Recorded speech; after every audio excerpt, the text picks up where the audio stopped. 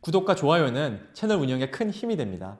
안녕하세요. 부동산 투자법인과 공인중개사 사무소를 운영하고 있는 목동아빠입니다. 요즘 같은 시기에 집 매도하기 너무 힘드시죠? 오늘은 집을 빨리 매도할 수 있는 그런 팁을 여러분들에게 알려드리도록 하겠습니다. 집을 빨리 매도하는 방법 첫 번째, 집의 가치를 객관적으로 분석할 줄 알아야 됩니다. 매매라는 거는 매도와 매수자의 금액이 맞아야지만 이루어지는 거잖아요. 그래서 내가 매도하려는 금액이 시중에 매매되는 금액보다 현저하게 높다면 절대로 그 집이 매매가 될 수가 없습니다. 사실 이게 굉장히 쉬워 보이는 말이지만 가장 어려운 일이기도 합니다. 왜냐하면 대부분의 사람들은 자기 집에 대한 애정이 있기 때문에 객관적으로 바라보지 못하기 때문입니다. 예를 들어 내 자녀들은 눈에 넣어도 아프지 않을 만큼 너무나 사랑스럽고 이쁘잖아요. 헌데 다른 부모님 눈에도 그렇게 보일까요? 이렇게 객관적으로 평가하기 어려운 이유는 내 집에 대해서 어떤 히스토리가 있기 때문입니다. 그 집을 샀던 순간, 함께 자녀를 키웠던 그 순간, 인테리어를 했던 그 순간들이 내 마음속에 남아있기 때문에 내 집은 나에게 있어서는 가장 소중한 집이고 세상에 단 하나밖에 없는 집이잖아요. 그래서 팔기가 너무 아깝고 어쩔 수 없이 파는 그런 상황이라고 생각을 하는데, 하지만 결과적으로 그것은 매도인의 생각이고 매수인은 그런 스토리를 알 수가 없잖아요. 그리고 특히 집 관리가 잘 돼 있고 인테리어가 잘 되어 있는 집일수록 더 매도하기가 힘듭니다. 왜냐하면 내가 이 집을 가꾸고 꾸미는데 돈을 8천만 원 들었다고 가정해 볼게요. 그러면 매도자는 매매가가 아닌 시중 호가에다가 내가 인테리어한 금액을 플러스 얹어서 팔아야 된다고 생각을 하거든요. 하지만 매도자가 한 인테리어가 매수자 입장에서는 마음에 전혀 들지가 않기 때문에 오히려 그거를 철거하는데 비용이 더 들 수도 있는 거고요. 그 인테리어도 몇 년 전에 수리를 한 거기 때문에 지금 현재로서는 원래의 비용을 절대 받을 수가 없는 거죠. 그래서 제 경험을 토대로 말씀드리자면 내가 인테리어 한 거에 50%만 받아도 굉장히 많이 받는 거라고 생각하시면 될 것 같습니다. 저도 초반에 제가 실거주한 집을 매도할 때는 내 집은 특별한 집이니까 기존에 있는 호가보다 조금 높게 받더라도 팔리지 않을까라는 이제 생각을 예전에 했었었는데, 그것은 이제 환상이었습니다. 지금은 정보의 홍수의 시대잖아요. 그래서 대부분의 매수자들이 주변 실거래가나 호가들을 다 보고 분석하고 오기 때문에 내 집이 가격적으로 메리트가 없는데 그거를 선택할 확률은 0.1%도 되지 않습니다. 그래서 기본적으로 내 집이 팔리려면 가장 중요한 거는 매매가가 경쟁력이 있어야 된다, 이런 말씀을 드리고 싶고요. 두 번째로는 많은 의견이 갈릴 수도 있는데 가능하면 집을 한 군데 아니면 두 군데 정도만 최소한으로 내놔라. 저도 지금까지 집 매매를 하면서 많은 부동산을 내놨던 적도 있고 한두 군데 내놨던 적도 있는데, 예전에야 부동산 정보를 얻기가 어려웠기 때문에 지나가다가 부동산을 일일이 다 찾아가서 집을 보는 경우가 많았잖아요. 하지만 지금은 그냥 들어가가지고 동네 부동산에서 보고 결정하는 게 아니라 집을 보기 전에 미리 네이버를 통해서 부동산 시세나 실거래가를 다 알고 가거든요. 그렇게 하지 않으신 분은 저는 한 명도 없다고 생각을 하거든요. 그래서 한 곳에 내놓으나 두 곳에 내놓으나 10곳에 내놓으나 결과적으로는 팔리는 거는 똑같습니다. 근데 왜 최소한의 부동산에 내놔야 되냐고 생각을 하냐면, 결국 이것도 광고잖아요. 많은 매물들이 있는 중에 가격 메리트가 있는데 딱 하나의 매물이 있었을 때 그게 돋보이기 마련인데, 많은 부동산에 내놓으면 내놓을수록 같은 금액으로 10개, 20개 정도의 매물이 올라오게 될 거고요.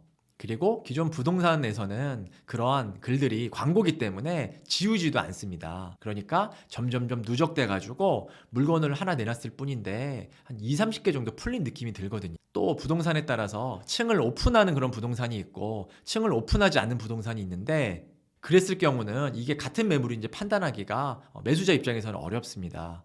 그래서 매수자 입장에서는 여기가 금매가 쏟아지는 지역이구나, 이 아파트가 금매가 많이 나와서 뭐가 문제가 있나, 이런 생각을 줄 여지가 있기 때문에 예전과는 다르게 요즘은 최소한의 부동산에 내놓는 게 저는 유리하다고 생각을 하고, 만약에 주변에 믿을 만한 부동산 하나가 있다라면 그 부동산에게 맡기는 것도 좋은 방법이라 생각을 합니다. 세 번째로는 내 집을 깨끗이 청소를 해야 됩니다. 어떻게 보면 매수자가 그 집에 들어갔을 때 첫 인상이 그 집을 사냐 마냐를 결정하는 그런 포인트가 될 수도 있습니다. 집에 들어갔는데 집이 다른 집보다 환하게 느껴지고 향도 좋은 향이 나고 관리가 잘 됐을 때는 같은 금액이라도 그 집을 더 사고 싶기 마련이거든요.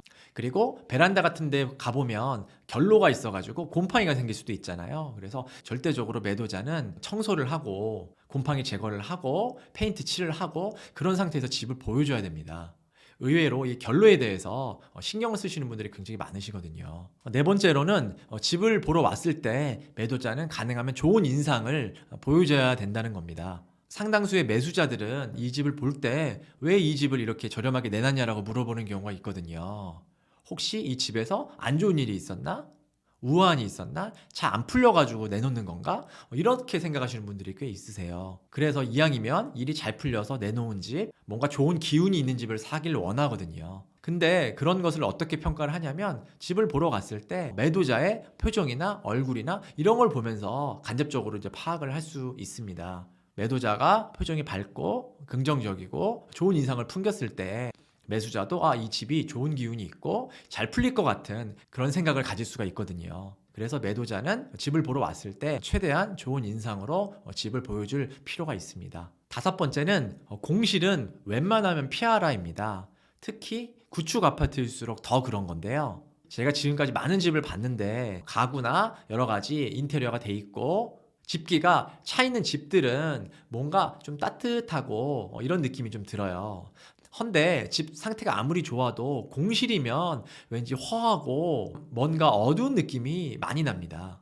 특히 구축 아파트 같은 경우는 도배 상태나 장판 상태나 이런 것들이 조금 안 좋을 수도 있는데 공실 같은 경우는 그런 면이 더 잘 드러나게 돼 있습니다. 바닥 상태나 벽면이 좋을 리가 없잖아요. 특히 가구나 장롱이나 북박이장이 있었던 그런 곳들은 손상이 돼 있는 경우가 많기 때문에 가능하면 공실을 피하라고 말씀을 좀 드리고 싶습니다. 내 집을 채우고 있는 가구나 집기들이 내 집의 단점을 숨겨주는 역할을 할 수 있다는 것도 명심하세요.